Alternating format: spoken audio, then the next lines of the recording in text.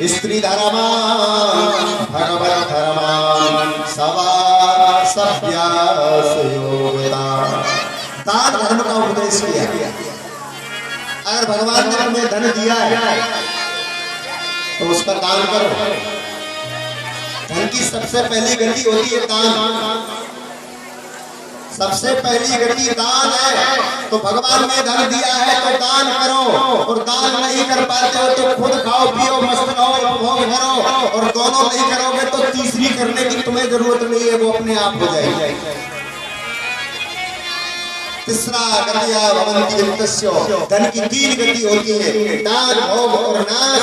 यो न ददाति न भुंक्ते, जो न खाता है न दूसरे को देता है, सा तृतीया गतिर् भवन्ति। उसकी तीसरी गति अपने आप हो जाती है। और घर में जब पैसा ज्यादा बढ़ता है तो क्या होता है? पानी बाड़े नाव में, घर में बाड़े दाम। पानी बाड़े नाव में, घर में बाड़े दाम।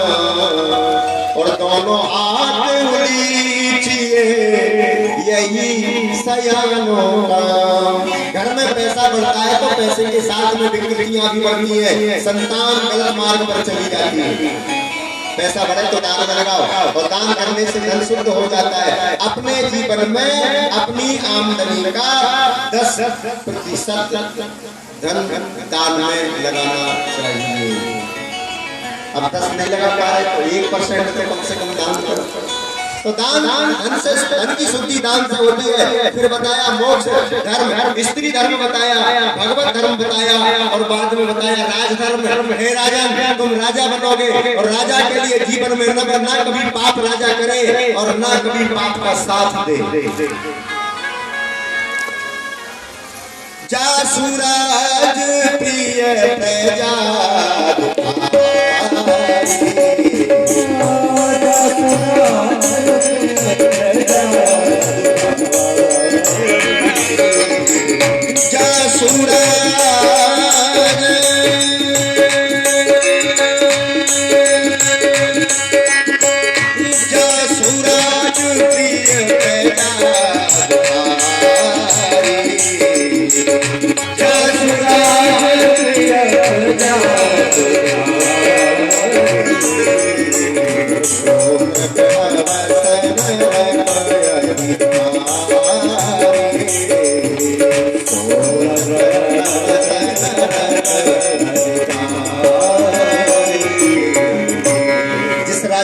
राज्य में प्रजा दुखी रहती है, वो राजा नरक में जाता है। इसलिए ना तो राजा को कभी पाप करना चाहिए और ना पाप का साथ देना चाहिए, क्योंकि पापी का साथ देना पाप करने के बराबर होता है।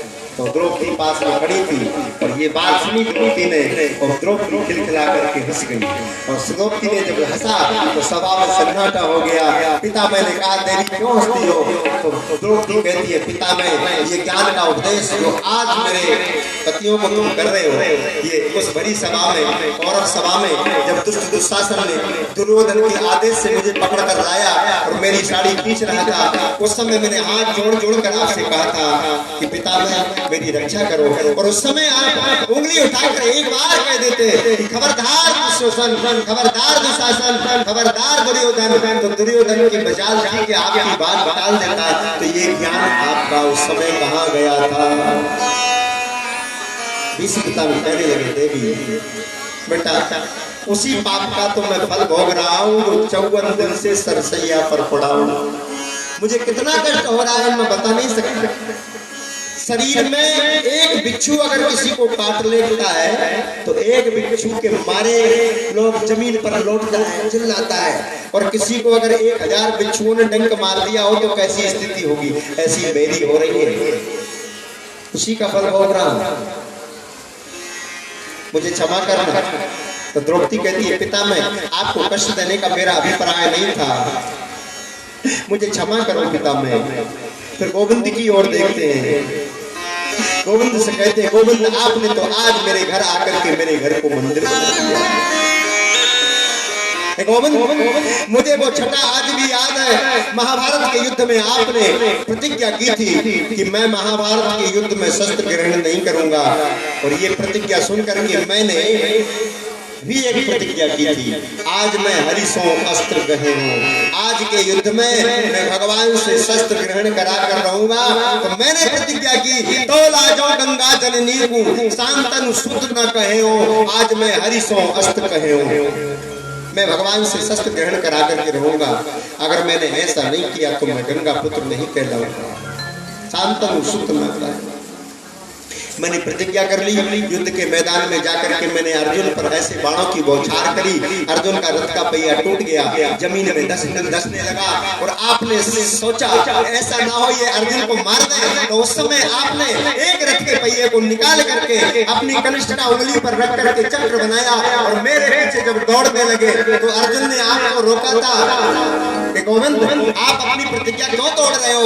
तो आपने दो टूक शब्दों में अर्जुन से कह दिया था, सुन अर्जुन प्रतिज्ञा मेरी, यह व्रत टरे न टारे, और अपनी आन भले टल जाए पर भक्त की आन टले नहीं टारे। आप धन्य प्रभु, आपने अपने भक्त की प्रतिज्ञा रखने के लिए और अपनी प्रतिज्ञा को तोड़ दिया था। मैं आपको प्रणाम करता हूँ गोविंद, मैं आपको प्रणाम करता हूँ।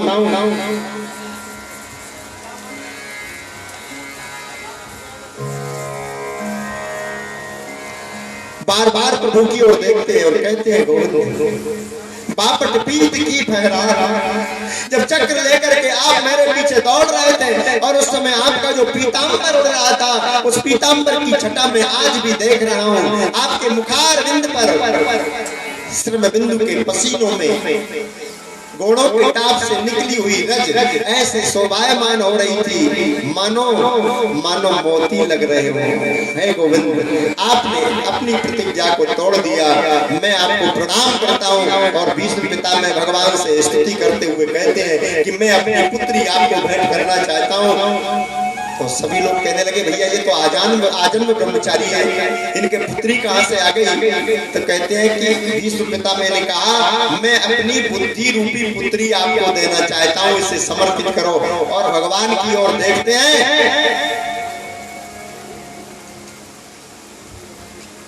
तेरे संग में रहेंगे ओ मोहरा, तेरे संग में रहेंगे ओ मोहरा, तेरे संग में रहेंगे ओ मोहरा, तेरे संग में रहेंगे ओ मोहरा, ओ मोहरा, ओ मोहरा, ओ मोहरा।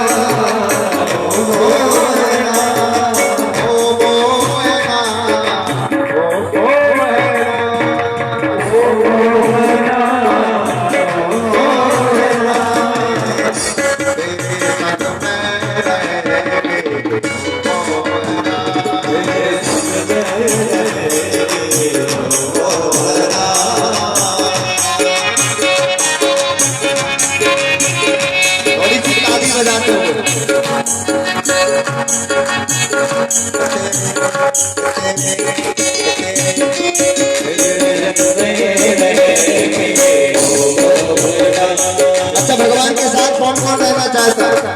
आप सब लोग हाथ ऊंचे करो, करना ऊंचो को, हाथ ऊंचे करिए दोनों। अच्छा, ऐसे ही बजाते रहिए, बंद मत होइए। तेरे संग में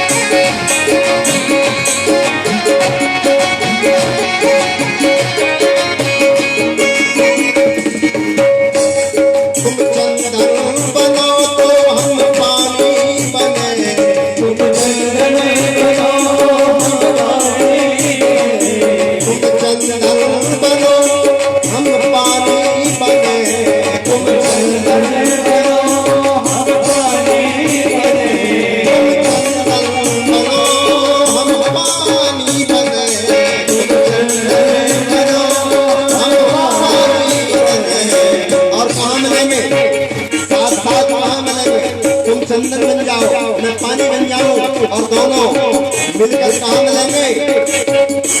मस्तक पर मिलेंगे, ओ मोहना मस्तक पर मिलेंगे, ओ मोहना मेरे संग में रहेंगे, ओ मोहना तेरे संग में रहेंगे, ओ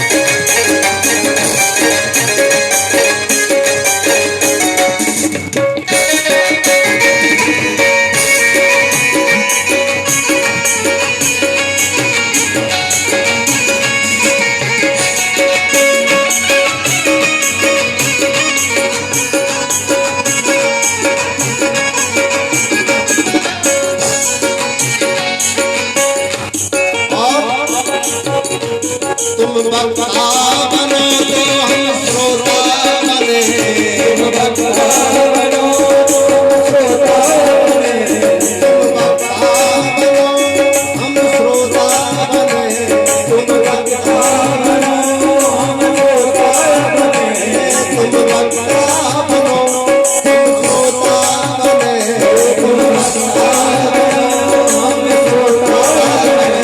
और कहाँ मिलेंगे? कहाँ मिलेंगे? भागवत में मिलेंगे,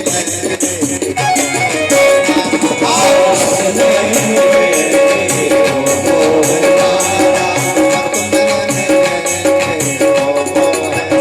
भागवत में मिलेंगे, ओ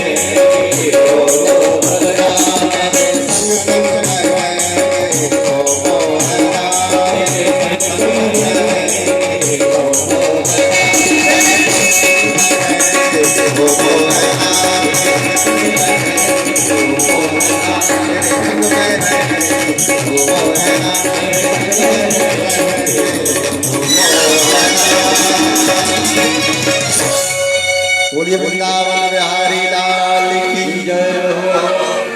विश्व पितामह ने भगवान की ओर देखा और देखते देखते अपने प्राणों का परित्याग कर दिया और उनके शरीर से एक दिव्य ज्योति निकली जो भगवान में जाकर समाहित हो गई। विश्व पितामह ने उनको पता था मैंने कभी कोई जीवन में पाप किया ही नहीं, लेकिन कई जन्मों के पहले एक पाप उनसे हो गया। एक बार रथ पर बैठकर चले जा रहे थे, उनका रथ तीव्र गति से चला जा रहा था और उन्होंने दूर से ही देख लिया एक रास्ते में कोई अधमरा सांप पड़ा हुआ था। विश्व पितामह ने सोचा कि ऐसा ना हो मेरे रथ के पहिए के नीचे दबकर ये सांप मर जाए, तो अपने बाण से उठा करके उस सांप को दूर फेंक दिया। वो सांप एक झाड़ी के ऊपर जाकर के गिरा और उसके शरीर में हजारों कांटे चुभ गए और वो सर 54 दिन तक झाड़ी पर पड़ा रहा। धीरे धीरे रक्त निकले। जब वो मरा उसी का फल भोगने के लिए विष्णु पितामह को 54 दिन तक सरसैया पर पड़ा रहना पड़ा। इसलिए सोच समझ कर कर्म करना चाहिए। हमसे कभी कोई पाप ना हो, ये प्रयास करना चाहिए। सूत जी कहते हैं ऋषियों, जिस बालक की